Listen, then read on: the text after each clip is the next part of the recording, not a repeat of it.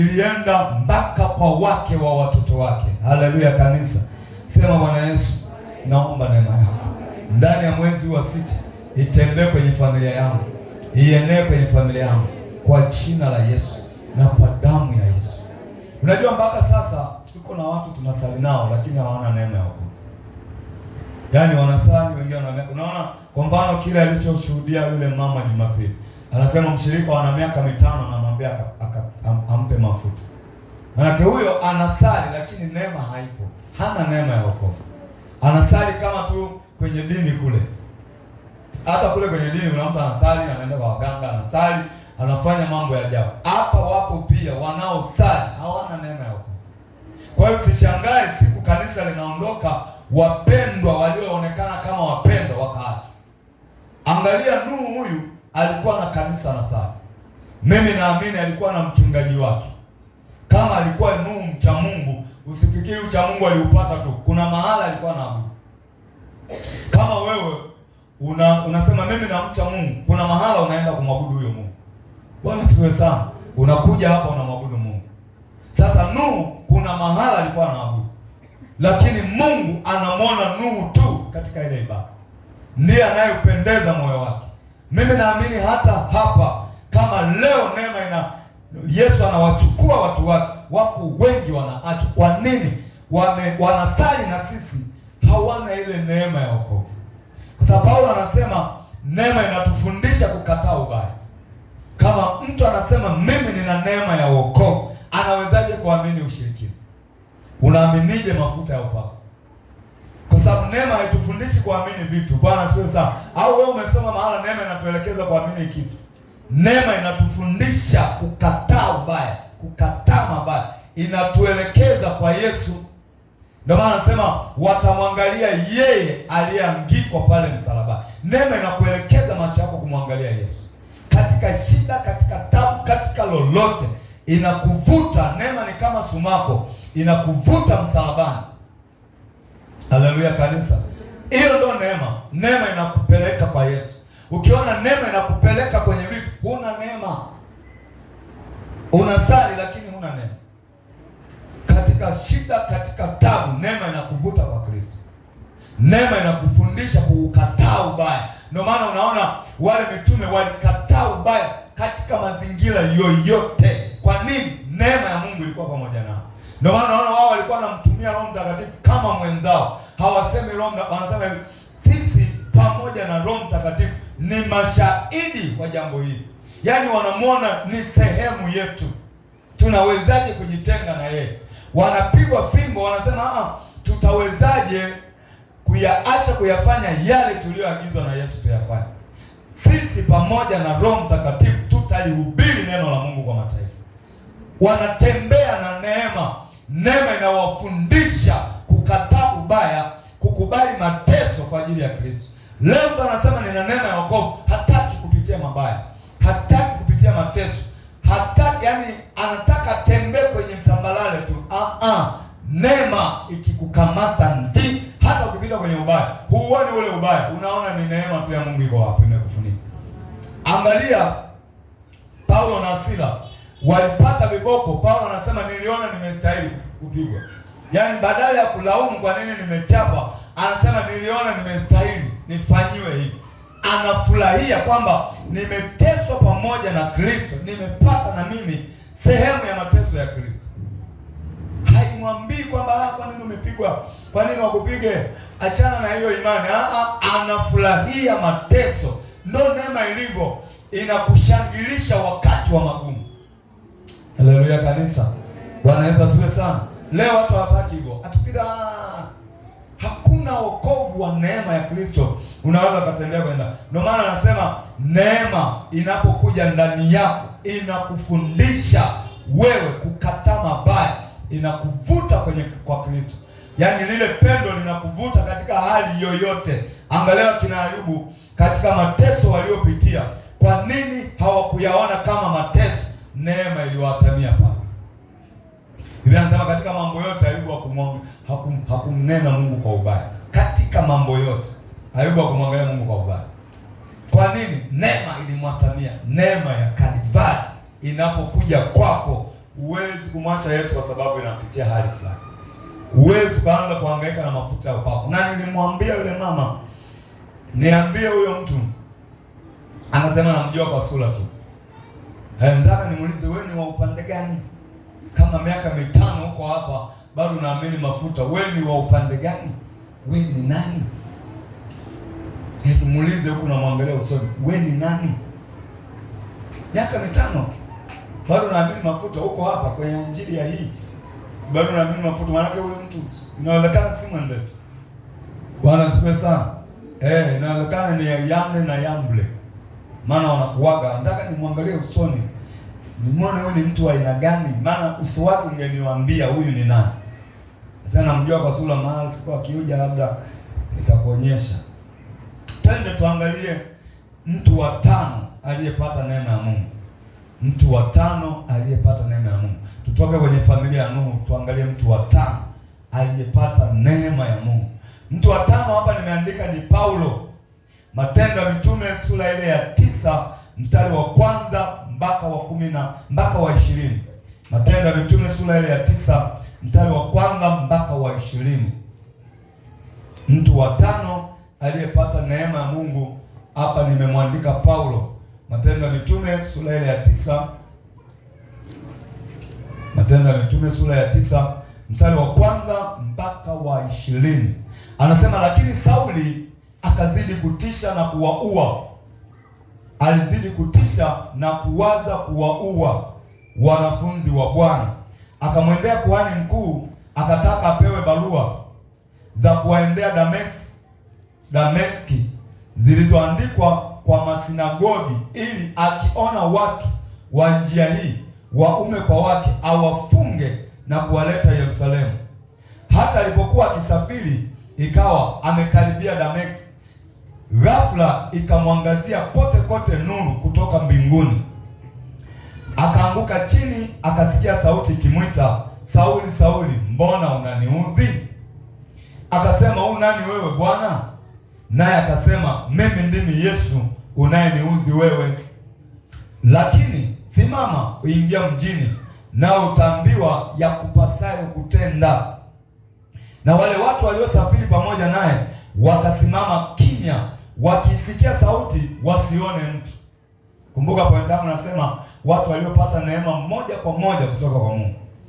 Wakasimama kimya, wakisikia sauti, lakini wasione mtu. Sauli akainuka katika nchi, na macho yake yalipofumbuka hakuona kitu. Wakamshika mkono, wakamleta mpaka Dameski. Akawa siku 3 haoni, hali wala hanywi. Basi palikuwapo Dameski mwanafunzi jina lake Anania. Bwana akamwambia katika maono, Anania? Akasema, mimi hapa Bwana. Bwana akamwambia, simama, uende zako katika njia itwayo Nyofu, ukaulize katika nyumba ya Yuda mtu aitwaye Sauli wa Tarso, maana angali anaomba. Naye amemwona mtu jina lake Anania akiingia na kumwekea mikono juu yake apate kuona tena. Lakini Anania akamjibu Bwana, nimesikia habari za mtu huyu kwa watu wengi, mabaya mengi aliyowatendea watakatifu wako Yerusalemu, na hata hapa ana amri kutoka kwa wakuu wa makuhani awafunge wote waliitiao jina lako. Lakini Bwana akamwambia, nenda tu, kwa maana huyu ni chombo kiteule kwangu, alichukue jina langu mbele ya mataifa na wafalme na wana wa Israeli. Naparudia hapo. Lakini Bwana akamwambia, nenda tu, kwa maana huyu ni chombo kiteule kwangu, alichukue jina langu mbele ya mataifa na wafalme na wana wa Israeli, maana nitamwonyesha yaliyo mengi yampasayo kuteswa kwa ajili ya jina langu. Anania akaenda zake, akaingia mle nyumbani, akaweka mikono, akamwekea mikono, akasema, ndugu Sauli, Bwana amenituma Yesu, yeye aliyekutokea katika njia uliyoijia, upate kuona tena, ukajazwe na Roho Mtakatifu. mara vikaanguka machoni pake vitu kama magamba, akapata kuona, akasimama, akabatizwa, akala chakula na kupata nguvu. Akawa huko siku kadha wa kadha pamoja na wanafunzi walioko Dameski. Mara akamhubiri Yesu. Ona huyo Paulo aliyeenda kuua anaanza kuhubiri sasa. Mara akamhubiri Yesu katika masinagogi kwamba yeye ni mwana wa Mungu. Bwana Yesu asifiwe sana. Angalia hiki kisa cha Paulo.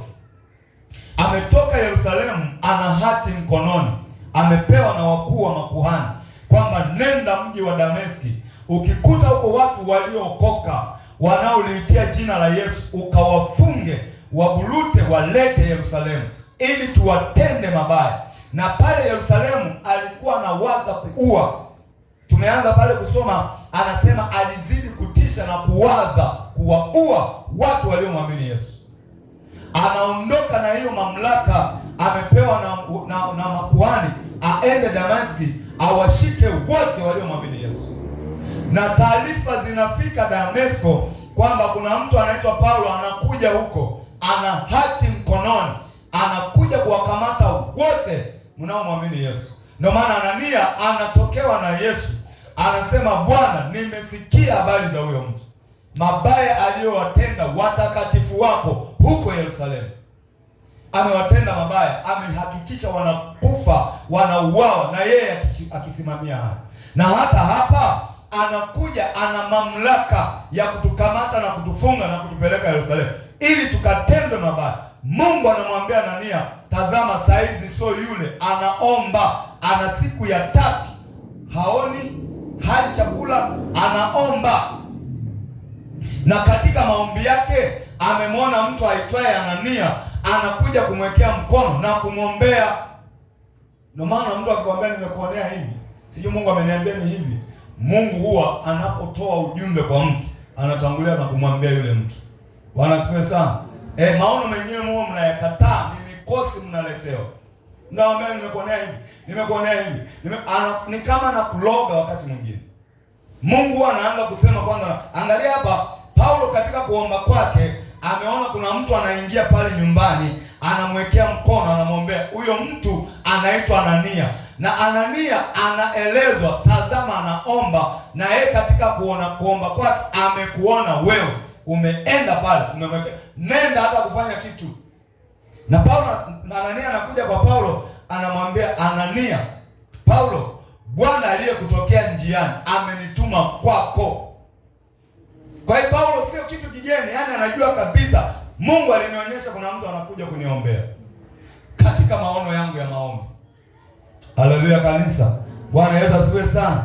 Nimekuonea hivi, nimekuonea hivi. Wakati mwingine kataa kwa jina la Yesu. Toka kwa jina la Yesu. Kemea hizo roho za nimekuonea. Si unaona huko kwa manabii wanapotabiriana. Wao ni kuona tu, nimeona hivi, utakuwa mtu mkubwa. Na baadaye mtu anakuwa wa shida, wa dhiki kuliko hata mahali ambapo hajakutana na yule nabii. Utakuwa mtu mkubwa, nimeona ndoa yako, nimeona wewe ni nabii mkubwa, wewe ni mtumishi Mungu wa Mungu mkubwa. Baada ya pale unakuwa wahovyo. Muulize Goodluck. Aliambiwa maneno akapewa na gari juu. Mpaka leo kazimishwa kwenye ulimwengu wa kuimba. Haimbi tena. Sasa unajua Goodluck. Akaambiwa wewe ni mtu mkubwa, utaimba kwa mataifa, nakupa benzi hiyo. Mpaka kesho kimya. Yule kijana alikuwa na nyimbo nzuri, alikuwa na tungo nzuri. Kimya akapoteza. Mandoto haya muyakemee. Mwambie mimi Mungu hajaniambia. Kama akakwambia wewe, nasubiri na mimi aniambie. Mungu wewe mnayakemea. Hiki ni kizazi zimemwagwa hizo roho. Ona Anania hapa. Anamwambia Mungu, huyo mtu nimesikia mabaya yake. Mungu anamwambia anaomba saizi. Na ameona katika maono wewe unaenda nenda tu. Kwa sababu nimemchagua kuwa chombo changu kiteule. Neema ya Mungu inaenda kwa Paulo ambaye ametoka Yerusalemu, ana hati na mamlaka ya kwenda kuwakamata wanaomwamini Yesu kule Damesko, apate kuwafunga. Njiani neema inamtokea, anageuzwa yule Sauli wa zamani, anafanyika kuwa Paulo, anaenda Damesko, anaanza kulihubiri neno la Bwana. Biblia anasema mara akamhubiri Yesu katika masinagogi kwamba yeye ni mwana wa Mungu. Yule aliyekuwa anampinga anamtaja kwenye masinagogi ya Dameski, Yesu ni mwana wa Mungu. Wakati mwanzo watu waliokuwa wanasema Yesu ni mwana wa Mungu alikuwa anawakamata. Hii ndo neema. Bwana Yesu asifiwe sana. Sema Bwana Yesu, neema iwaendee walevi wa nchi ya Tanzania wapate kumhubiri Kristo. Sema Bwana Yesu, neema iwaendee makahaba wa taifa la Tanzania, wa nchi ya Tanzania wamhubiri Kristo. Sema Bwana Yesu, neema iwaendee viongozi wa dini, wale viongozi wa dini wapate kumhubiri Kristo, wapate kumhubiri Kristo. Sema Bwana Yesu, neema iwaendee Waislamu wamhubiri Yesu kuwa ni mwana wa Mungu katika jina la Yesu. Ndio Paulo aliyekuwa anafunga, neema imemjia. Biblia inasema mara akamhubiri Yesu katika masinagogi kwamba yeye ni mwana wa Mungu. Yeye alikuwa anapinga, yaani wale waliokuwa wanasema Yesu ni mwana wa Mungu wasema acheche, mmekufuru Mungu akuzaa, mmekufuru Mungu hana mtoto. Maana walishika torati ya Musa, walisimamia torati ya Musa. Paulo na Mafarisayo wa kipindi hicho ulikuwa ukisema Yesu ni Bwana, Yesu ni mwana wa Mungu, wanasema umekufuru. Ndio maana yeye alikuwa anafanya vile, anafikiri ni kweli, anamtetea Yesu, anaitetea Injili, anamtetea Musa na torati yake. Kumbe alikuwa anamkosea Mungu. Na anakutana na Mungu, anamuuliza wewe ni nani Bwana? Anamwambia mimi ndio Yesu ambaye wewe unanitesa. Mimi ninayeongea na wewe ndio Yesu ambaye wewe unanitesa, unatesa kanisa langu. Anania, Yesu anamwambia, alikuwa ameokoka. Anania anasema Bwana, nimesikia mabaya aliyoyatenda huyo mtu kule Yerusalemu. Hata hapa anakuja, tumeshapata taarifa anakuja huku kwetu, ana hati mkononi ya kutukamata tufunge. Yesu anamwambia nenda tu, nimemchagua awe chombo kiteule changu. Bwana Yesu asifiwe sana. Neema inapokuja kwako kuna badiliko. Mungu anabadilisha yale mabaya, anageuza ile hali yako ya zamani, anakufanya kuwa kiumbe kipya kabisa. Hapa Paulo akaanza kuhubiri, anawatangazia wale ambao walikuwa anawakamata na kuwafunga, anasimama upande wao, anasema Yesu ni Bwana, Yesu ni mwana wa Mungu, na iwe hivyo kwa mataifa wanaomkataa Yesu. Twende andiko lingine, tumwangalie mtu wa sita. Mtu wa sita andika ni Stefano. Mtu wa sita ni Stefano. Matendo ya Mitume sura ile ya 6 mstari wa 8 mpaka wa 15. Matendo ya Mitume sura ile ya 6 mstari wa 8 mpaka wa 15. Rudi tu nyuma kidogo pale tuliposoma Matendo ya Mitume 6 mstari wa 8 mpaka wa 15. Biblia inasema hivi: na Stefano akijaa neema na uwezo alikuwa akifanya maajabu na ishara kubwa katikati ya watu. Angalia, huyu Stefano alikuwa ni miongoni mwa wanafunzi wa Yesu. Miongoni mwa wanafunzi wa Yesu, sio wale 12, lakini alimwamini Yesu. Neema ambayo Mungu aliiachilia kwa Stefano, yeye alikuwa ni mtenda miujiza. Alikuwa anafanya miujiza, ishara kubwa kubwa katikati ya jamii ya watu. Kwa hiyo kwa kutenda miujiza watu walistaajabia, huyu Stefano tunayemjua, imekuwaje maajabu haya anayoyafanya? Kwa nini? Neema ikiwa ndani yako, kuna mambo yanafanyika yasiyowezekana kibinadamu. Bwana asifiwe sana. Yaani kuna vitu unaweza kufanya, wanadamu wanaposikia wanasema ilikuwaje, iliwezekanaje? Niliwahi kumwambia mtu mmoja hapa kwenye ibada ya Jumapili, anasema hivi, nimezaa watoto wawili, wote hawa niliambiwa hospitali, yaani mtoto wake wa kwanza, mtoto wake wa pili, aliambiwa hospitali kwamba anapopata mimba lazima atumie dawa fulani na sindano, yaani kama dozi, wakati wote wa ujauzito, mpaka anapokuja kujifungua lazima atembee na hizo dozi. Na alikuwa anatumia gharama kubwa sana kuwapata mtoto wake. Haleluya kanisa. Yeye aliona kwa tatizo ambalo madaktari wanamwambia analo, Kwa hiyo maisha yake yote, uzao wake utakuwa ni kwa mtindo huu. Kwa hiyo hii aliona kwamba ni sehemu ya uzao wangu, kwamba nikitaka kuzaa mtoto lazima nipitie mambo haya, yaani nitumie dawa hizi, sindano hizi, pale karibia na kujifungua natakuwa nitumie gharama hii ili niweze kumzaa mtoto. Walimwambia siku ana tatizo gani kwenye kizazi. Kwa hiyo ilifanyika hivyo wa mtoto wa kwanza, ikafanyika hivyo na mtoto wa pili. Alipokuja hapa hakuwa na mimba, alikuwa ananyonyesha. Alikuwa na mtoto mkubwa tu.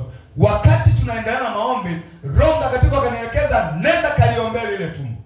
Alikuwa kona kabisa kule mwisho kule. Nikachoronga kila ninayemwona Roho ananiambia sio huyo, bado mpaka nikamfikia.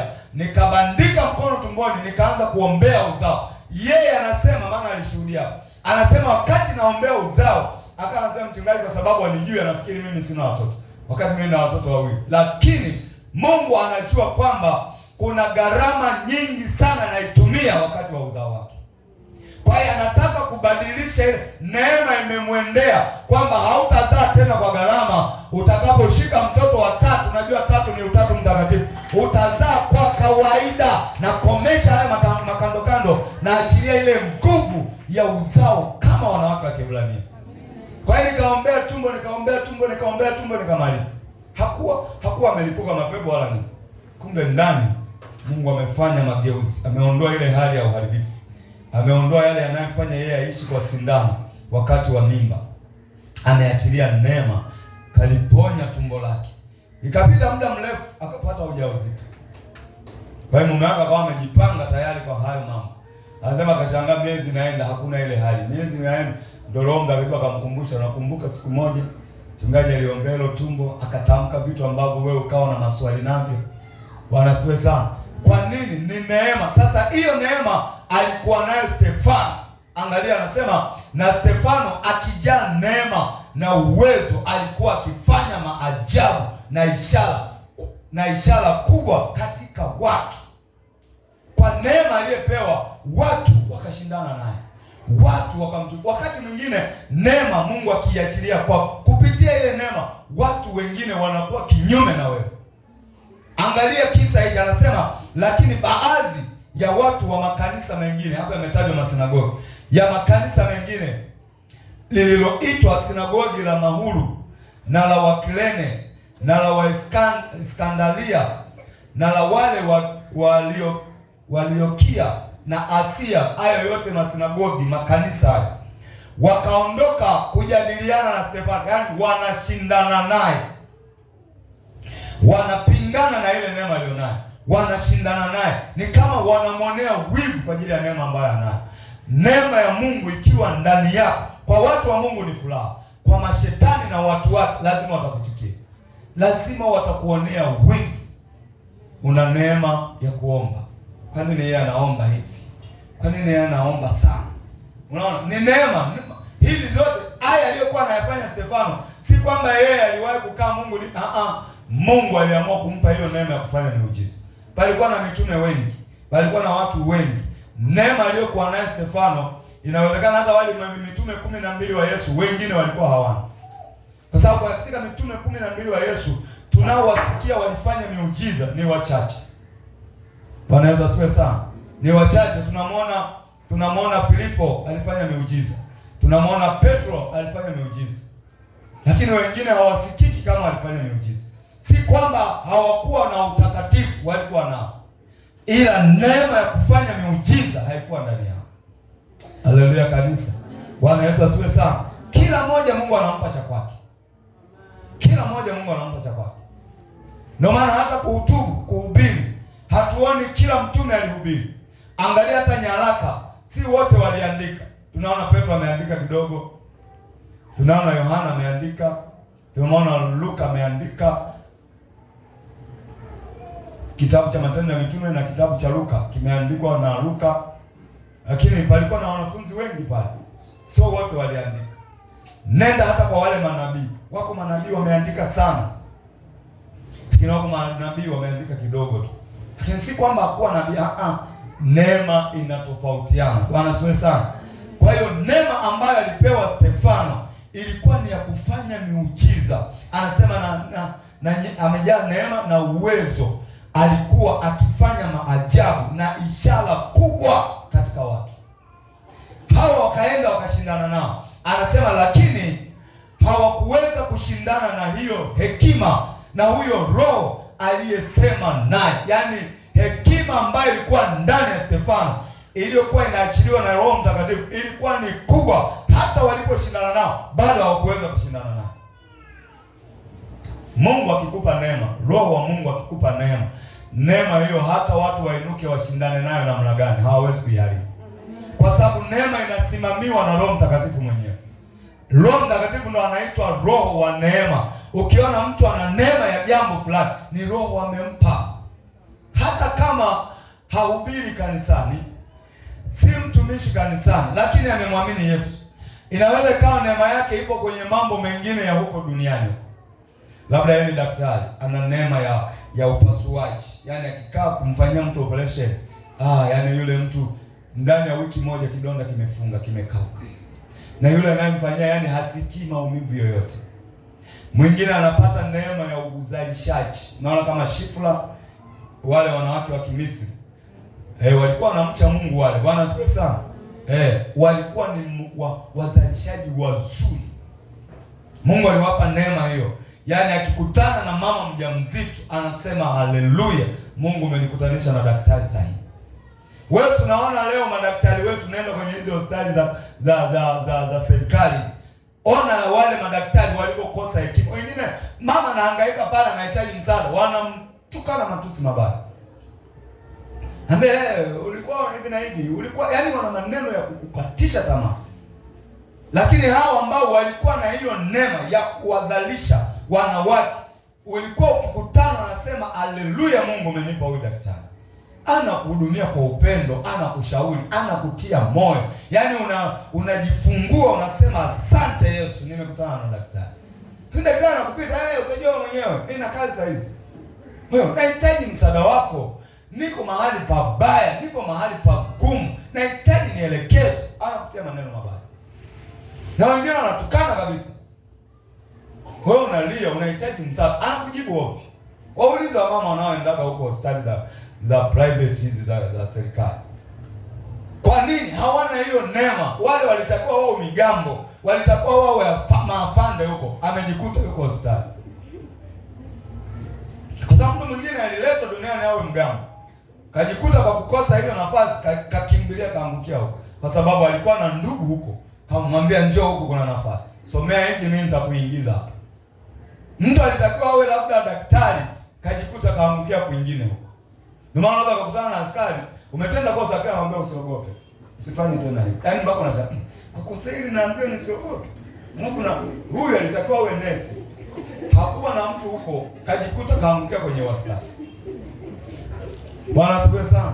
Wewe unajua kabisa kwa kosa hili, alafu naatiwa moyo, napewa maneno ya faraja. Mimi nilijua hapa ni vibao vitafuata na kukamatwa na kupigwa pimu. Kwa nini? Alikuwa kwenye nafasi nyingine ambayo Mungu alimpa. Sasa ndo unaenda kujifungua, unakutana na mtu hana neema ya kuzalisha. Maneno anayekupa yanakatisha tamaa. Maneno anayekuambia yanakufanya yani uone yani kama kuzaa ni mikosi. Kuwa mama mjamzito ni vibaya. Kumbe umekutana na mtu sio. Sasa huyu Stefano, yeye alipewa neema ya kufanya miujiza. Haleluya kanisa. Mambo makubwa yalikuwa yanafanyika kwake. Kwa hiyo makanisa, watu wa makanisa wakamwonea gere, wakashindana naye. Anasema Mungu aliweka hekima kubwa kwa Stefano. Hata wakati wanashindana naye, bado hawakuweza kumshinda. Roho Mtakatifu akiwa kwako, akikupa neema yoyote, hata mtu apambane na hiyo neema haoni. Alishindwa Farao kwa wale wanawake wa Kimisri. Farao aliwaita wale wakunga, akawafundisha kuua. Hawakuweza kuua. Kwani hawana neema ya kuua. Wao wana neema ya kusaidia wamama wajifungue salama. Aliwaita, yeye Farao ni muuaji toka asili huko. Kwa hiyo akawaita, akawaelekeza, mkiona mtoto wa kiume uweni, mkiona wa kike mwacheni. Wale wadada hawana hiyo neema ya kuua. Bwana Yesu asifiwe sana. Haleluya kanisa. Neema walionayo ni ya kuwaweka watoto kuwa hai. Hicho ndo Mungu alichowapa. Ndio maana ukisoma pale unaona Mungu akawapa upendeleo wale madaktari, kwa sababu waliwafanyia mema wana wa Israeli. Neema ilikuwa juu yao. Hata Farao aliposhindana nao hakuweza. Kwa hiyo hata hao wakashindana na Stefano, anasema lakini hawakuweza kushindana naye. Kwa hiyo hekima na huyo Roho aliyesema naye, Roho Mtakatifu akampa hekima ya kuwajibu, akawa anawajibu kwa hekima kweli. Unajua kujibu kwa hekima, yaani yeye amekuja kwa ukorofi, wewe unamjibu, anajikuta nafasi ya ukorofi haipo. Amejipanga kwamba nikimwambia hili lazima litamkwaza, ili tukwazane, tuvaane mwilini. Wewe unachomjibu anashangaa, mbona hapa sipati nafasi ya kupigana naye? Kwa sababu toka alikotoka yeye alishajipanga, au walikuwa wamejipanga kwamba leo tutamwambia maneno haya, tutampa neno hili, tutamkwaza, alafu tuingie tupambane naye, tuingie mwilini kabisa. Watu wa makanisa, angalia, wanakuja, Mungu yuko pale anaachilia hekima, wajibu hivi, wajibu hivi, wajibu hivi.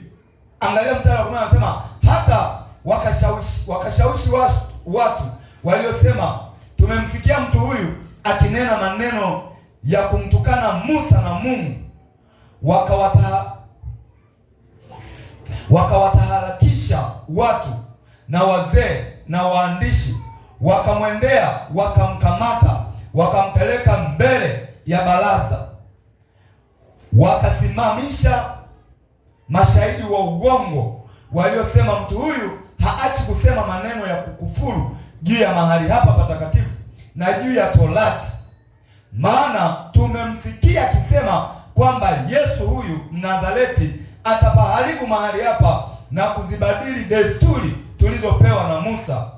Watu wote walioketi katika lile baraza wakamkazia macho yao, wakamwona uso wake kama uso wa malaika. Angalia, Roho wa Mungu yuko ndani ya Stefano. Hao wameisimamisha mashahidi wa uongo, wamefanya kila kitu cha uongo ili tu kumtafutia mabaya Stefano. Lakini huwa mtu kama amefanya ubaya, anapoongea au unapoongea naye, muangalie machoni. Kama hilo jambo amelifanya, macho huwa yanazungumza. Hata kama mtoto ameiba, wewe mwite muulize, wewe kwani umefanya hivi? Muangalie machoni. Kama kweli amefanya, utaona macho yanapokuwa na woga wa kujieleza. Kama hajafanya, anakuwa na ujasiri kwenye macho. Hata kama mume wako kiruka njia, unapomkaba muangalie usoni. Kama kweli karuka njia, utaona hana ujasiri wa kukujibu. Lakini kama hajatenda, anakujibu kwa ujasiri kabisa. Hata mke wako hivyo hivyo. Bwana Yesu asifiwe sana. Kwa hiyo watu wote wa baraza wakamwangalia usoni, wakaona uso wake ni kama wa malaika. Wanaiona neema ya Mungu kwenye uso wa Stefano. Wanaona anachokiongea na anachokisema na macho yake yanapotazama, unaona kabisa hili jambo tu anamwonea. Haleluya kanisa. Bwana Yesu asifiwe sana. Kwa nini uso wa Stefano ukawa kama malaika? Kwa sababu ya neema ya Mungu ilikuwa ndani yake. Unapoongea kitu cha ukweli, hata sura yako inakushuhudia hicho unachoongea. Unapoongea kitu cha uongo, hata sura yako inaongea uongo. Unakuwa huna ujasiri. Macho yako yanasema kabisa kwamba hili jambo tunakataa, lakini tumefanya. Kwa hiyo wakamtazama usoni, wakaona uso wa Stefano kama wa malaika. Kwa nini? Neema ya Mungu ilikuwa juu yake. Sema Bwana Yesu, neema yako iwe ndani yangu, iwe juu yangu. Ndani ya mwezi wa 6 nijazwe neema, nijazwe neema kwa jina la Yesu. Angalia, alipata neema ya kufanya vitu vikubwa. Neema ya Mungu ikija ndani, unafanya vitu vikubwa. Hata kama una biashara ndogo, we omba neema ya Mungu, kwa sababu Mungu amesema anaanza na mtu chini mavumbini. Neema ya Mungu ikiwa kwenye kazi unayoifanya, biashara unayoifanya, lazima itakuwa tu, kwa sababu hutatembelea bahati nasibu au sijui nafanya kwa kulazimia. Neema iko pale. Hicho kidogo unachokifanya, neema ya Mungu ikiwa pale, siku moja kupitia hicho kidogo utasimulia mambo makubwa sana. Ndio maana Waswahili wanasema walichokidharau ndicho walichoshinda. Walichokidharau ndicho walichoshinda. mikate 3 na visamaki 5, walikula mpaka wakaokota nini? Masazo. Yaani watu walikuwa ni wengi kuliko chakula, wakaona hiki hatuwezi tukashinda, hiki hatuwezi kikatutosha, lakini ndo walichokula mpaka wakaokota masazo. Hii inakufundisha nini? Neema ya Mungu ikiwa kwenye kazi yako, kwenye kile unachoomba, neema ya Mungu tu ikiwa pale, hicho kidogo kitasababisha mambo makubwa yatokee. Kwa kitu kidogo kabisa, kikiwa na neema ya Mungu. Haleluya kanisa. Ndio ile wingu kama kimkono, mvua ikanyesha kweli kweli. Si wingu lilikuwa kama kwa mkono tu, lile wingu liliambatana na nini? Na neema ya Mungu. Kadogo unakuaga na mawingu mengi na mvua hamna. Lawala kafunga mawingu mpaka akatisha na upepo na nini, lakini inakuja manyunyu ile imepita. Kawingu kalikuwa kadogo, ilinyesha mvua. Nyesha mvua kweli kweli, mito ikajaa maji, lakini kawingu kadogo. Neema ya Mungu inafuata kitu kidogo, elimu ndogo. Angalia kwa mfano marais wetu waliopita wa Afrika, kwa sababu wote huwa wakishapata urais wanaonyesha historia yao. Unakuta walisoma kwa shida, wazazi waliwasomesha kwa ugumu, wazazi wao walikuwa hoe hae, lakini ndio wamekuja kuwa marais. Wanaweza siwe sana. Kuna watoto wamesoma shule nzuri, walisoma pamoja nao shule nzuri, lakini hawakuja kuwa marais. Kwa nini? Hao waliosoma shule vya ajabu ajabu. Mimi nimepatia historia ya marais wetu wote waliotutangulia. Unaona, ni watoto wa wakulima, ni watoto wa watu hoe hae, watoto wa maskini kabisa, lakini walienda wakaenda mpaka wakaja kuwa rais. Ni neema. Wanasiwe sana. Kile walichokizalau kiombee neema ya Mungu. Ndio maana angalia, mama moja mimi nilimpenda, yeye alipomwona Yesu akasema, Bwana, mimi naomba mwanangu mmoja akae mkono wako wa kuume na mwingine mkono wako wa kushoto. Aliwaombea neema ya Mungu watoto wake. Sasa wewe unaweza kuona, kwa sababu Yesu alimjibu, hilo sio jukumu langu kuwafanya wakae kushoto na kurudia, kwa sababu kama wataweza kunywea kikombe nitakachokinywea mimi. Wewe unaweza kaona, mbona hapa kama mama huyu akuomba ombi nzuri. Si kweli. Yesu pale alikuwa hamaanishi. Aliomba ombi nzuri sana, kwamba unaweza ukaomba, Mungu, umenipa watoto hao, nipe na neema ya kuwalea. Haleluya kanisa. Bwana Yesu asifiwe sana. Nipe neema ya kuwalea hao watoto. Niwalee kwa neema yako. Si kwamba hujui kulea. Unajua kulea, lakini ukimwambia Mungu nipe neema ya kuwalea, maana yake Mungu mwenyewe ahusike pamoja na wewe kulea hao watoto. Wewe utawafundisha ya nje, Mungu atawafundisha kule roho. Wewe utawaelekeza haya ya nje, Mungu atawaelekeza kule roho. Unaingia kwenye ndoa hivyo hivyo, Mungu nakushukuru, umenipa mama huyu, umenipa baba huyu, nipe na neema ya kumtunza. Manake wewe utamtunza mambo ya mwilini, Mungu atasimamia yale ya roho. Ndio unaona sauti yako anaisikia, inakuwa na nguvu. Wengine wanasema amempa limbwata, yaani chochote anachomwambia ndio hicho anafanya. Sio limbwata. Niliomba neema ya Mungu kwamba nipe neema ya kumlea huyu baba. Kwa hiyo nikimwambia kitu atii. Haleluya kanisa. Bwana Yesu asifiwe sana. Wewe hujui bado. Neema ni upendeleo ambao Mungu anautoa. Mungu anapoachilia upendeleo, usijidhalau. Wala usidhalau kile ambacho unakiona. Wewe kiombee neema ya Mungu. Angalia huyu Stefano, hakuwa miongoni mwa wale wanafunzi 12. Palikuwa na wanafunzi 12 ambao Yesu aliwachagua mwanzo kabisa wa huduma yake. Haleluya kanisa. Lakini neema ya kufanya miujiza na ishara na maajabu, mambo makubwa yakaenda kwa Stefano. Hatujui aliombaje, lakini yeye alifanya vitu vilivyowashangaza wengine. Hata watu wakainuka kushindana naye. Akafanya mambo makubwa yaliyowashangaza watu wengi. Hata kwako inawezekana. Haleluya kanisa. Kwa sababu ni neema. Hii ni neema, yani ni nafasi ya upendeleo anayeitoa Mungu. Nimeanza kufundisha hili somo mara 2 sasa, nimeona hiki kitu. Kama mara 2 nimeona hiki kitu. Nimeona hivi, na kuwa kwenye eneo la ukimya sana, mahali pa ukimya sana katika ulimwengu wa roho. Alafu nikiwa pale naomba sana.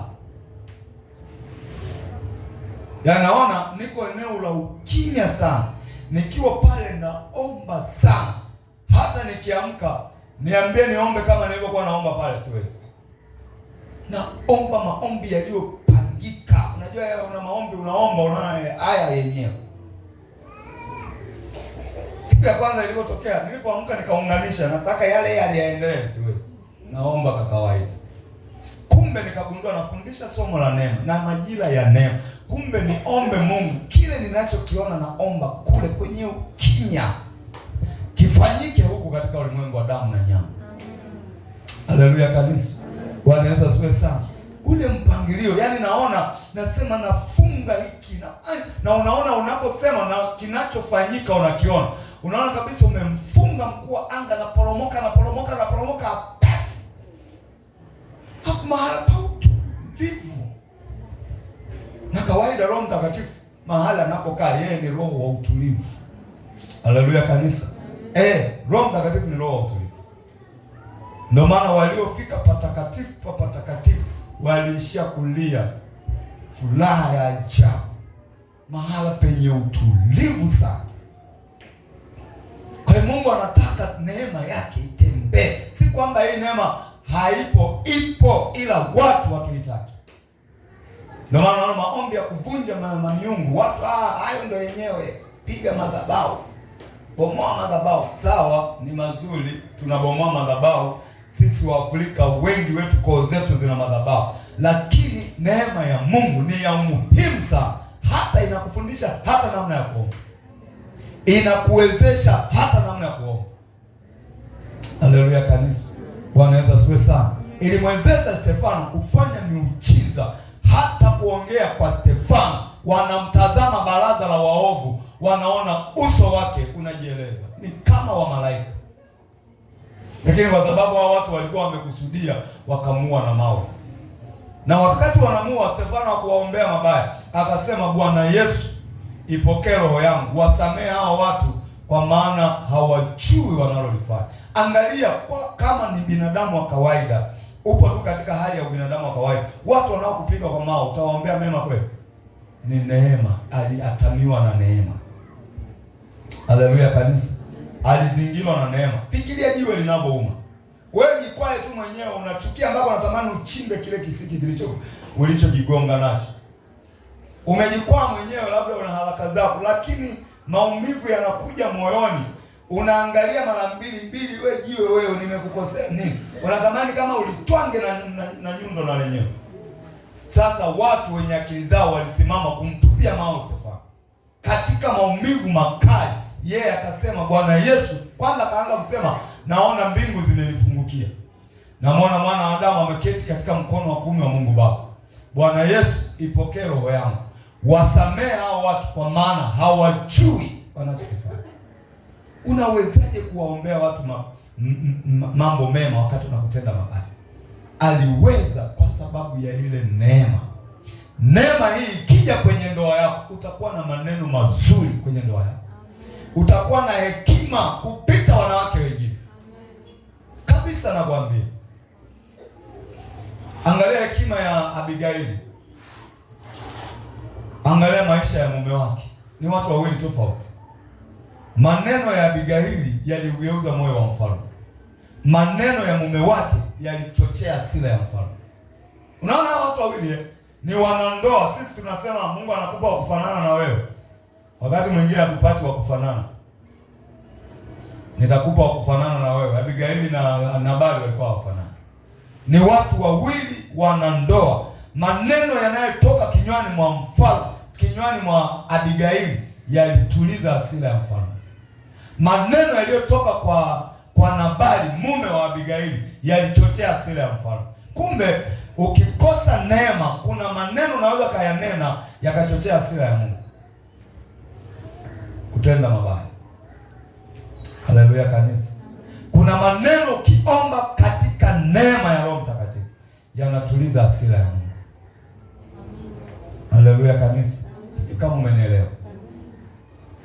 Ni watu wawili wa familia moja, wanandoa. sio familia moja, wana ndoa, mume na mke. Huyu ameongea maneno, Daudi alipoyasikia akawaambia wanajeshi wake, noeni mapanga, kesho tunamwangamiza Nabali na kila kitu alicho nacho. Maana yake angeangamia Nabali, mke wake huyu Abigaili, watoto wao, wale wajakazi wale waliokuwa wanachunga zile ng'ombe, wote walikuwa wanaenda kufa na upanga wa Daudi. Lakini aliposikia Abigaili, akaandaa zawadi, akamkimbilia nani? Daudi. Alipokutana naye, angalia maneno ya hekima yaliyotoka kinywani mwa Abigaili, yakafanya hasira za Daudi pale pale nyanga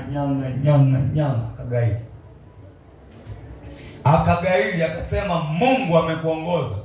Maana yake leo Nabali na familia yake ilikuwa inaangamia. Aligeuza moyo wa mfalme. Nini kilimfanya Abigaili ageuze? Hekima. Angalia hapa hekima aliyokuwa naye Stefano. Alipozungumza, watu wa makanisa karibu 6 wakashindwa kushindana naye. Wao wamejaa hasira, wamejaa ghadhabu, wanaongea ovyo ovyo. Yeye akijibu neno moja, wote wanajiona wajinga.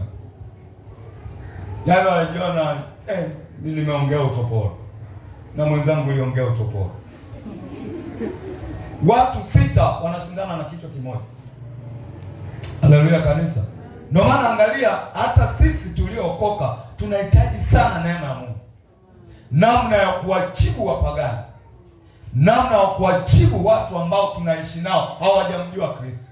Hata leo nashangaa kanisa kwa kanisa, yaani mimi nimeokoka na mwenzangu ameokoka, wote ni waovu, tunaongea vitu vya ajabu. Kwa sababu sisi ni barua. Sisi tukijaa neema, hata ongea yetu imepona. Ndio maana Musa alipowakuta wale wawili wana wa Israeli wanapigana, nyinyi ni ndugu, mnapiganaje sasa? Nani amekuweka hapo wewe mwamuzi wetu? Unataka kuniua kama mimi nawauliza, nyinyi ni ndugu, mnapiganaje? Jana nimekuta Misri anamuonea Mwisraeli, nimemsaidia Mwisraeli, nimemuua yule Misri, nimemfukia. Leo nakuta Mwisraeli kwa Mwisraeli wanagombana. Hivyo naelewa hiyo Yanakuta mlokole kwa mlokole zinapigwa. Ilitokea hata hapa. Uzuri wote niliwatimua. Na mimi sipendi magomvi. Yaani kama wewe ni magomvi, ujue huna muda na kanisa. Na kutimua rohoni mpaka mwilini. Wale mmoja ameenda kusuka kwenye saluni ya mwenzake. Wote walikuwa wanasali. Mmoja alikuwa anaitwa sijui Catherine. Ndio. Mwingine alikuwa anaitwa Mama nani sijui jina lake lilikuwa maarufu. Mama nani? Mmoja mama fulani, mmoja Catherine. Huyu Catherine kaenda kwa mama fulani, kashuka nywele za 5,000, hataki kulipa. Kesho. Catherine hataki kulipa. Mwenzake siku hiyo kaenda, bwana hii hela sasa ishapita miezi 3. Naondoka na hii simu. Utaniletea 5,000 yangu, utachukua simu yako. Kwa pale mbele ya wapangaji pale kajifanya na hekima. Yule kaondoka kampinga huko. Wamekuja kukutana hapo kwenye kibanda. Maneno magumu wanapeana mpaka wamejaza watu. Hao wana hekima, wana neema ya Mungu kweli. Sasa wanasema walokole hapa. Hao watu wanalitukanisha kanisa. Wamekosa neema ya Mungu. Bwana asifiwe sana. Yaani wote wawili mimi niliwalaumu. Kwa sababu huyu kweli umemsuka mtu. Biblia inasema hivi, asiye haki anakopa wala afanye nini? Wala halipi. Alikuwa anamwambia Mungu tu, Mungu mimi nilifanya kazi ya mikono yangu juu yake. Hataki kunilipa. Wewe ndio utanilipa. Angeona Mungu anapompa baraka. Alafu huyu angeona anapoingia kwenye mahangaiko. Nimemdai ndugu yangu mara kadhaa, hataki kunipa. Kwa hiyo Mungu mimi naomba wewe ndio unilipe. Huyu angeingia kwenye mahangaiko. Huyu angepata hela zake. Mungu angemfungulia mlango wa pesa. Angeshangaa nafanya kazi kweli kweli. Lakini wote wameingia kwenye mapambano. Alafu wote mmemwamini Yesu. Hapa kimekosekana neema ya Mungu, hawana hekima. Kwa sababu Roho wa Mungu anapokaa kwako, moja ya neema anazoziachilia hekima ya kutatua matatizo madogo haya mpaka yale makubwa. Unakuwa na hekima sana. Haleluya kanisa. Bwana Yesu asifiwe sana. wakaja kupigania hapa mlangoni pa kanisa. Kipindi kile kina Boni ndio wako pale. Sasa nashangaa wote watu wa kanisani, niamue yupi, nimwache yupi? Wewe uko hapa, unawezekana na wewe uko hapa, mnaishi huko, mambo yenu ndio ni kukosa hekima. Mwambie Mungu, nipe hekima. Ukiwa na hekima, neema ya Mungu ikiwa juu yako, Mungu anaachilia hekima. Nimjibu vipi huyu mpagani? Nimjibu vipi huyu mwanafunzi wa Yesu mwenzangu, mshirika mwenzangu? Unakuwa na hekima, yaani hamwezi makwaruzo. Ndio maana unaona lile kanisa walipokuwa wameingia kwenye migogoro kidogo ya mambo ya chakula, wakapeleka mashtaka kwa wale mitume. Wale mitume cha kwanza zingatia katika uchaguzi, walichagua watu waliojaa hekima na Roho Mtakatifu. Wakamchagua, ndio mmoja waliomchagua huyu Stefano, wasimamie mambo ya chakula, kwa sababu alikuwa na makabila pale wanapendelewa wengine, wale waliokuwa wanagawa, yaani mtu anapendelea huyu wa kabila letu anampendelea. Kama ni kujaziwa bakuli, huyu wa kabila lake anamjazia sana. Hata leo iko kwenye makanisa. Unaona kanisa, viongozi wote wa kabila moja. Mzee wa kanisa Mhaya, mwenjili kiongozi wa mama Mhaya, idara ya wainjilisi wa Mhaya, sijui nani Mhaya. Yaani wenyewe tu, sisemi kwamba Wahaya, natoa mfano. Bwana asifiwe sana. Yaani wamekaa wenyewe, mchungaji Mhaya, basi walio chini huko wote Wahaya. Tuliwahi kusali kanisa moja la. Yaani ni wenyewe tu. Kwa hiyo wakimaliza ibada pale ni kiluga tu, kocho. Hao wengine wanaona sasa hapa sisi tuna nini sasa? Ni kanisa la kabila hili. Pale ni nini kimekosekana? Hekima. Bwana asifiwe sana. Ukiwa na hekima, Roho anakuambia hapa mweke huyu. Huchagui mtu kwa kufuata ni wa kabila lako. Unamweka mtu kulingana na Mungu anavyomwona yule mtu, kwamba huyu kwenye nafasi hii anaweza. Huyu kimniwekea kwenye uhasibu anaweza, hata kama si wa kabila lako. Kwa hiyo tunaona hapa sisi kwenye idara zetu ni mchanganyiko. Yaani makabila yote. Haleluya kanisa. Sasa fikiria mimi mchungaji, kwa wamama kule ningeweka labda mke wa ndugu yangu ndio mwenyekiti wa mama. Baraza la wazee kule naweka ndugu zangu tupu. Kwa wainjilisti hivyo. Sijui kwa nini hivyo. Kote yanahakikisha ni ndugu yangu. Yaani nikikosa kabisa ndugu yangu, basi hata shemeji yangu. Hapa pana kanisa. Wanaweza siwe sana. Kwa hiyo nini kinakosekana? Neema ya Mungu. Neema ya Mungu ikikaa juu yako, unajua namna ya kumjibu mtu. Huwezi kupambana na mtu. Ukimwona hivi unaona huyu hana hekima. Kwa hiyo mwache aseme, akimaliza mimi nitamjibu moja tu. Sio namjibu moja la bonge la baya, la hekima moja tu, yeye mwenyewe anajiona mjinga. Na maana mnasema moja tu linaweza ikawa moja baya kuliko yote aliyoongea mwenzako. Unamwambia neno moja tu la hekima, yeye mwenyewe anajiona yote aliyolopoka hayafai.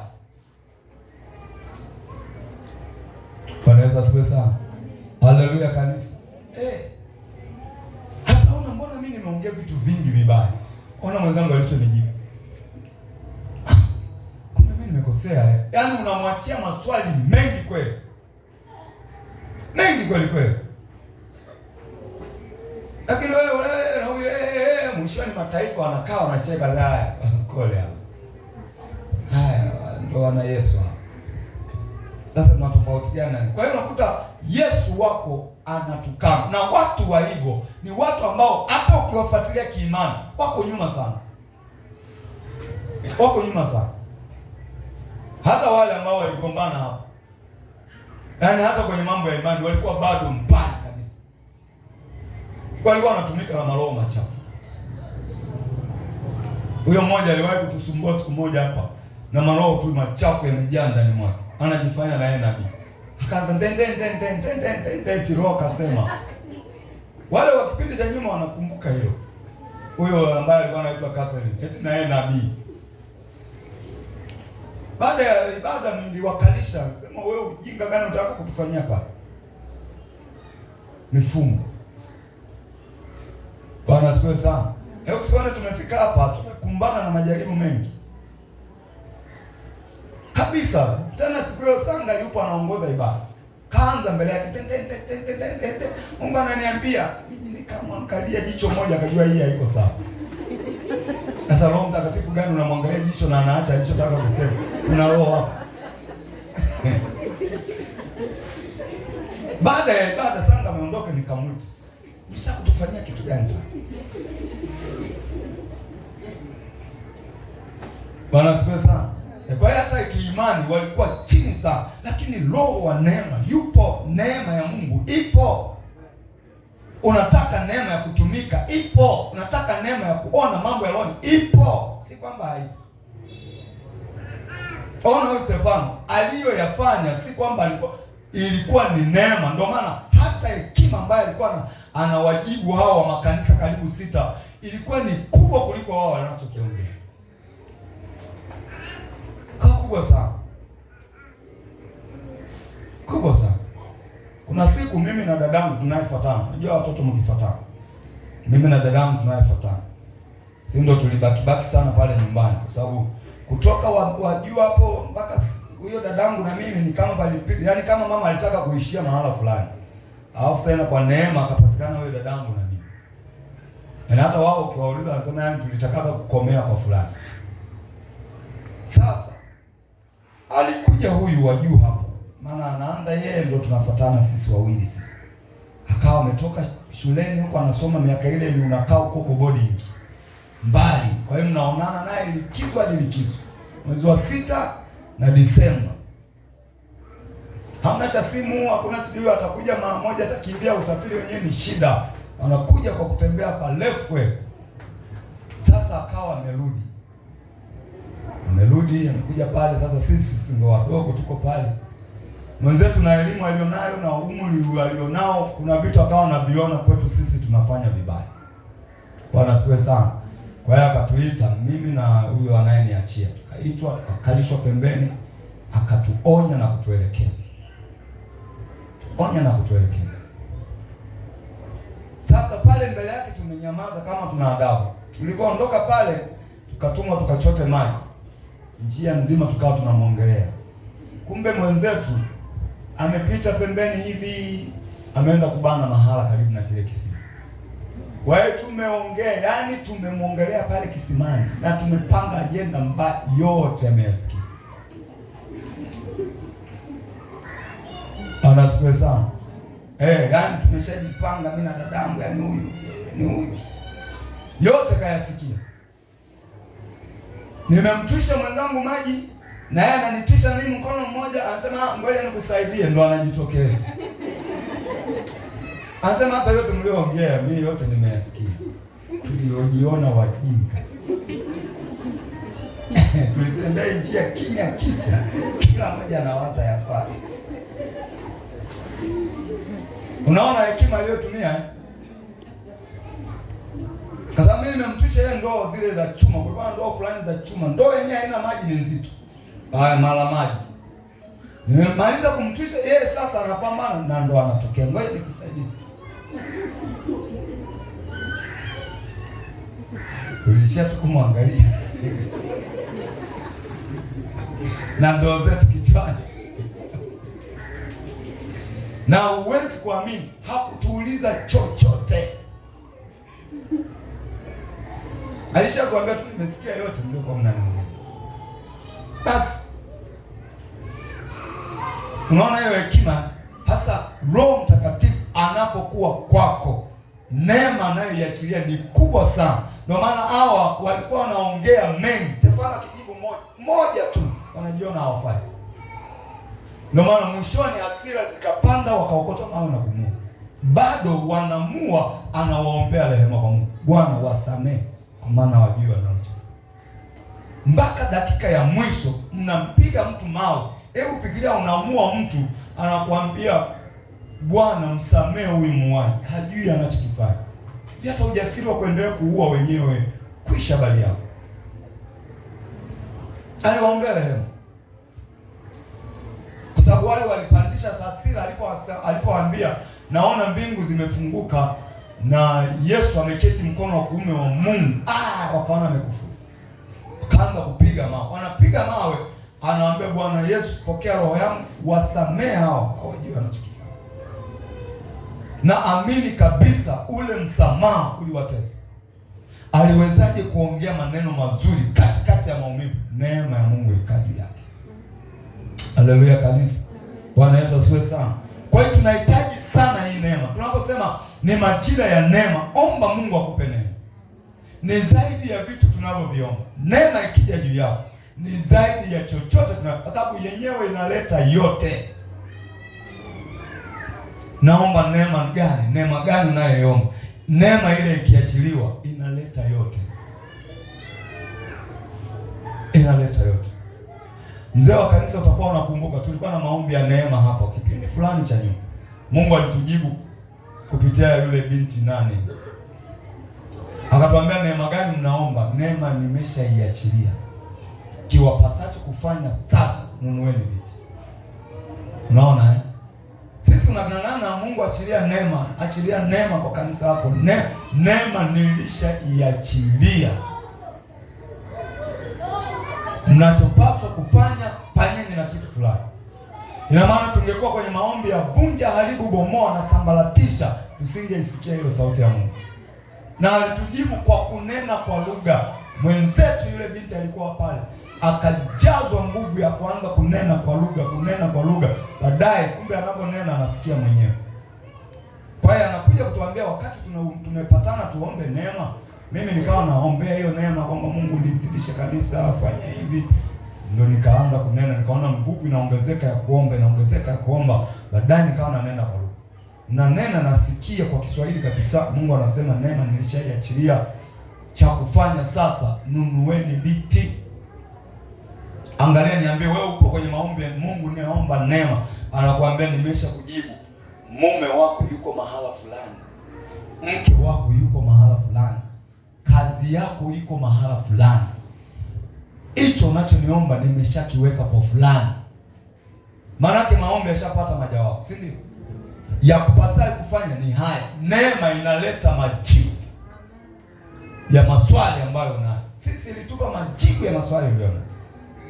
Tukaanza na kampeni ya viti, kila tukinunua vinajaa. Kwa nini? Yeye alishasema. Kwa hiyo kinachoendelea pale ni yeye kutimiza. Wanatimiza kile nilichowaambia, naweka watu. Wananunua kiti, naweka watu. Kwa hiyo unakuta kila tunaonunua Mungu analeta watu. Kwa hiyo kila tukinunua vinajaa. Manake na wewe neema ikija itakupa majibu ya maswali ulionayo. Haleluya kanisa. Siku moja mama moja akawa ananisikiliza kwenye mahubiri yangu mkoani. Nafundisha hivi ananisikiliza. Sasa anaponisikiliza machozi yanamlenga. Kila ninapohubiri machozi yanamlenga. Mimi najua labda anabarikiwa na ule ujumbe. Kumbe ninachokifundisha ndicho anachokipitia. Bwana asifiwe sana. Ndicho anachokipitia. Baada ya yale maombi akanifuata. Akasema, mtumishi, naomba kuonana na wewe kidogo tu. Naambia, bwana, uliofundisha hapa mengi ni mimi na ninapitia humo. Neno napitia, anasema hivi, mimi nilikuwa na mume wangu. Tulikuwa tunaishi vizuri, yeye anafanya kazi serikalini huko na mimi nafanya biashara zangu ndogo. Na tumebarikiwa kupata na watoto wawili. Lakini siku tunafunga ndoa. Mmefunga na ndoa sasa? Mmefunga ndoa kabisa. Siku tunafunga ndoa, wazazi wangu mimi mwanamke walitoa shamba. Yaani walitupa shamba. Najua siku ya harusi familia ya upande wa baba na wa mama huwa wanatoa zawadi, si ndio? Wazazi wa mwanamke walitoa shamba lenye hati kabisa, liko mahala pazuri tu. Tena si tuite kiwanja, maana lilikuwa ni kubwa. Nasema, bwana, kwa sababu ndio binti yetu wa kwanza tumeozesha, tumeamua tutoe hati hii ya kiwanja. Mkajenge kwenye kiwanja hichi kama mtakubaliana, kama mtauza ni nyinyi wenyewe. Sisi tumewapa hii hati. Bwana asifiwe sana. Kwa hiyo anasema tumeishi vizuri miaka yote. Tumezaa mtoto wa kwanza, mtoto wa pili huyu. Tulikuwa tunaishi vizuri kabisa. Hapo katikati mambo akaanza kubadilika. Kwa hiyo uliokuwa unafundisha, yani ni kama ulikuwa unaongea na mimi. Amebadilika, amekuwa na mwanamke huyu. Mbaya ninapoongea mchungaji, amekuja nyumbani wiki iliyoisha. Amekuja pale nyumbani, amechukua wale watoto wangu wote wawili. Ameondoka nao na gari letu. Na nimetafuta, amechukua mpaka ile hati ya kiwanja tulichopewa siku ya ndoa, ameondoka nacho. Kwa hiyo hapa nina maumivu kwanza ya watoto, lakini na maumivu pengine amechukua ile hati, ameenda kuuza ule uwanja. Mama hapokee simu, apigi simu, haongee na mimi kachukua chochote. Unaweza sio sana. Mungu akanipa neema ya kumwelekeza yule mwanamke. Nikamwambia ni mume wako kabisa wa ndoa. Asema wa ndoa kabisa mchungaji. Pete hii hapa. Nikamwambia sasa, kwa kuwa ni wa ndoa, ukifika nyumbani siseme na wewe kafanya haya. Haya yalikuwa hiyo ilikuwa ni upako wa huyo. Ukafika sasa nyumbani na wewe kaanza maelekezo haya. Haya yalisha expire. Maana yalishatumika. Ni vocha iliyotumika tayari. Nikamwambia ukifika nyumbani, piga magoti kwenye kitanda chako cha ndoa. Bwana asifiwe sana. Piga magoti kwenye kitanda chako cha ndoa, sema hivi hivi hivi hivi hivi. Sema kwa umakini kabisa, ukimainisha unamwambia Mungu juu ya kitanda chako cha ndoa. Haleluya kanisa. Kaenda nyumbani, katii yale niliyomwelekeza, akapiga magoti yake kwenye kitanda chake cha ndoa, akakisemesha kile kitanda kwamba leo nalala kwa mara ya mwisho peke yangu, ni leo. Kuanzia kesho, sijui aliomba kesho, sijui saa ngapi, nitakuwa nalala na mume wangu wa ndoa. Kama sikufunga naye ndoa, sitalala naye. Lakini kama ni mume wangu wa ndoa na pete yake hii hapa, kokote aliko, Mungu mkokote, rudishe kwenye kitanda chake cha ndoa. Maliza maombi, akamshukuru Mungu. Safi, machozi akafuta. Fikiria mlikuwa na watoto wawili na mume, manake familia ya watu watatu. Watoto hawapo, baba hayupo, gari nyumbani alipo, hati ya kiwanja ambacho mlikuwa mnategemea mtajenga, mtoke hapa na yenyewe imeenda. Anasema amelala usiku wa manane, anaona geti linagongwa. Geti linagongwa pale nyumbani. Anatoka na anaona gari nje huko. Gari na mume wangu au wageni. Kwenda kufungua ni gari la mume wake. Vitoto vinashuka, mama nimemisi mama yao. Tulikuwa kwa mama mdogo. Ashawaambia huyu mama yenu mdogo. Tulikuwa kwa mama mdogo huko. Yule baba ameingia pale, anasema mshenzi kabisa yule mwanamke, mshenzi kabisa. Kama ataniona tena mimi. Mshenzi wa yule mwanamke. Anashuka kwenye gari na neno mshenzi kabisa yule mwanamke. Maanake ugomvi uliovumana huku bado asili, anatamani aendelee kutukana. Mama anauliza mshenzi mimi, nasema mshenzi yule mwanamke. Huyo huko tunakotoka huko. Mungu amefanya nini? Amejibu yale maombi. Nilimwelekeza kwa neema. Yaani roho wa neema aliona huyu dawa yake iko pale kwenye kitanda, kakisemeshe kitanda cha ndoa. Alipoongea na kitanda cha ndoa, kule kitanda kile si cha ndoa, kikaanza kuwa cha moto, kikaanza kumkataa yule mwanaume. Huwezi kulala hapo na kitanda chako cha ndoa huko. Unaona hiyo hekima? Ndio roho ya neema inapokuwa juu ya, inakupa hekima ya kutatua matatizo. Yule mama alinishukuru. Maana alikuja kwenye kipindi siku ya pili yake. Alishukuru sana. Sasa sijawahi kuona vitu kama hivi. Si mwingine nimemwombea juzi tu, mamake na nani? Mama mkwe na mama nani? Si ndio? Kwa simu tena. Yeye alikuwa haamini mambo ya wokovu. Mimi nilikuwa siamini wokovu. Kwa wana wa uongo hao. Kwa simu. Alikuwa na homa ambayo imemtesa kwa miaka mingi. Kasikilizia siku ya kwanza hakuna panapouma, ya pili kapiga simu kasema kumbe ni kweli. Maombi anaponya. Kumbe ni kweli. Kaanza kupigia simu watoto wake. Watoto wake na wenyewe wote wanaanza kunipigia simu sasa. Wanaeleza na wenyewe ya kwao. Kwa nini? Mama ameamini. Roho wa neema ametenda kule aliko. Omba sana neema ya Mungu. Bwana asifiwe sana. Yenyewe imebeba furushi la mahitaji yako yote. Neema imesheheni mahitaji yako yote. japo tunaona ni kitu kidogo sana. Neema. Wewe waulize hao wanaoitwa neema, watakwambia walipatikanaje. Kama mtu amepewa jina neema, labda mzazi awe ametoa tu, lakini majina hayo wengi wanatoa kutokana na namna walivyompata wewe. Wengine wanakuta alipata watoto wa kiume tu mpaka amemisi mtoto wa kike, baadaye kamwishoni kamekuja kupata neema ya Mungu. Nimepata mtoto wa kike kwa neema, ataitwa neema. Mwingine anakuta walizaliwa walikufa, kakaja kupona hapo, neema ya Mungu. Huyu ni neema, ataitwa neema. Neema ni upendeleo ambao Mungu anautoa. Haleluya kanisa. Kwa hiyo tunapoingia kwenye maombi, omba neema ya nani? Ya Mungu. Ilikuwa kwa Stefano, walishindana naye hawakumshinda, na alibaki na neema na hekima mpaka anakata roho. Anaona anapoenda, lakini anawaombea rehema waovu. Neema ya Mungu ikaa juu yako, utakuwa na hekima ya ajabu sana. Utakuwa kama Catherine na mwenzake waliotwangana pale. Hamko watu mmeokoka hapo na mna watu muongee naye. Wewe una neema ya Mungu kweli? Sema fulani yule apite na mimi nipite. Ndugu yako kabisa, ambayo unategemea siku moja yeye na wewe mumlaki Bwana mawinguni, apite na yeye apite.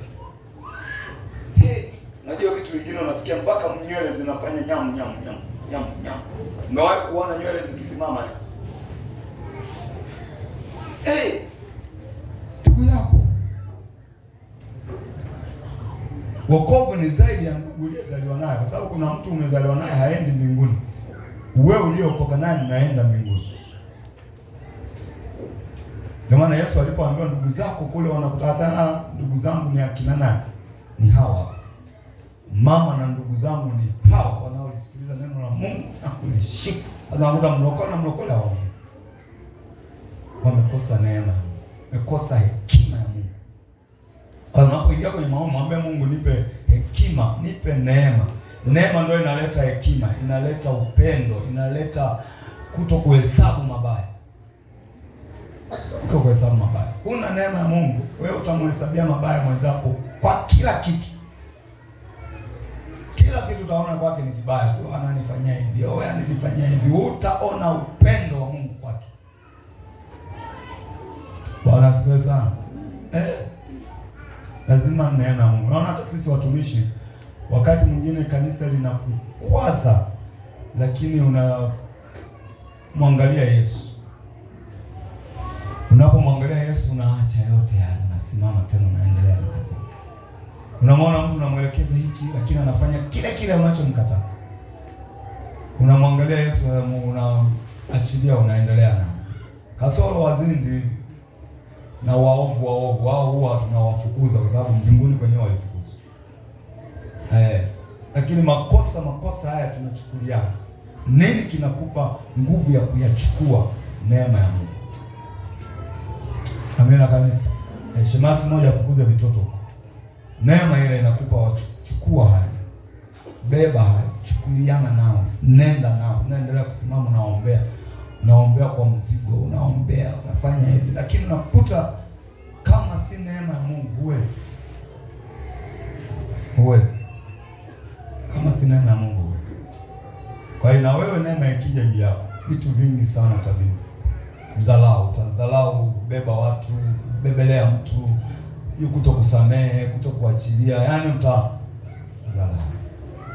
Kuna ni kitu cha kawaida tu. Na huyu ndio binadamu. Hao ndio wanifu. Hao ndio binadamu. Hii alikuwa naye Stefano. Tumekomea kwa Stefano, si ndio? Mtu wangapi huyo? Mtu wa 6 aliyepata neema ya Mungu, aliyepata neema moja kwa moja kutoka kwa Mungu. Stefano. Kesho tutaendelea kuangalia yanayofaa. Kumbuka wiki ijayo tutakuwa na maombi ya siku 7. Si ndio wiki ya mwisho wa mwezi? Kuanzia Jumatatu mpaka Jumapili tutahitimisha na sadaka ya shukrani tutakayoipeleka kwa yatima, ili tuingie mwezi wa 7 kwa kishindo, si ndio? Una 100, 200, 500, 1000, 5000, 10,000 siku ya kuhitimisha yale maombi ya siku 7.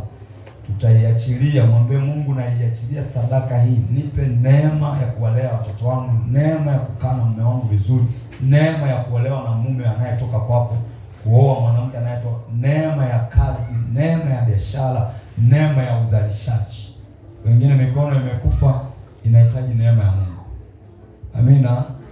Utafanya kitu kitadhaa kweli kweli. Yaani kuku tu unaweza kufuga kuku tu akakuletea maelfu kwa mapesa, kwa sababu mikono yako imejaa neema. Na mimi pia na hivyo hivyo, Mungu nipe neema ya kuombea watu wapone. Hata nikiletewa chizi nikibandika tu wapone. Kila mtu atakaa kwenye nafasi yake. Wewe mwenyewe una ya kwako. Simama kwa